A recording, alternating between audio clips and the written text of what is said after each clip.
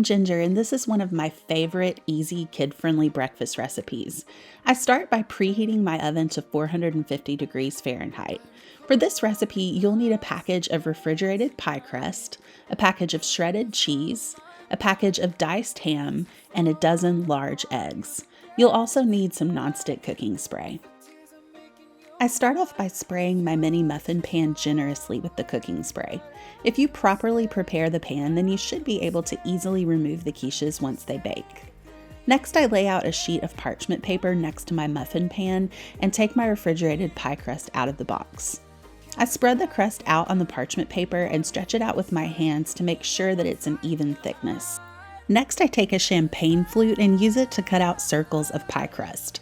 I stretch the circles out with my hands to thin it out a bit and make it better fit in my muffin tin. Then I lay the circle of crust into the muffin tin and stretch it up to the edges. I repeat this process until all the muffin cups are lined with pie crust.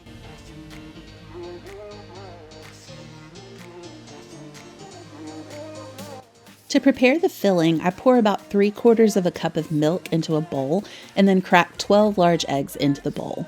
I scramble the eggs with a fork and then set the egg mixture to the side while I fill the cups with the other ingredients. Next, I fill the muffin cups about half full with diced ham.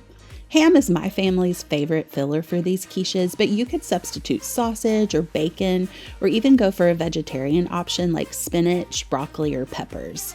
You can also forego the crust and just fill the muffin cups with eggs, ham, and cheese, and they make delicious low-carb egg bites.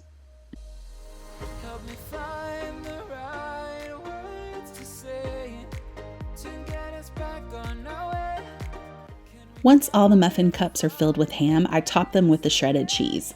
Now I use sharp cheddar cheese for this recipe because it's my personal favorite, but you can substitute in any type of cheese that you prefer.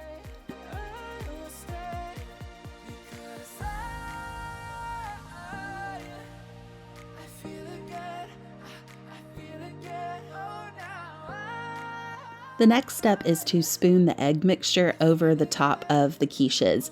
And I try to be very delicate with this, but I will let you know that if you do happen to have some of that egg mixture spill over the top of the pie crust, it's not going to be the end of the world. As long as you have prepared that pan well, these should still pop right out. You just might have to loosen them around the edges with a knife.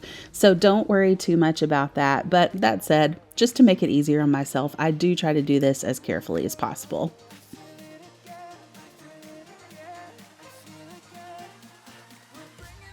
I bake these in 3 5-minute increments. I start off with 5 minutes at 450 degrees, then I bump it down to 400 degrees for another 5 minutes and finish them out at 350 for 5 minutes.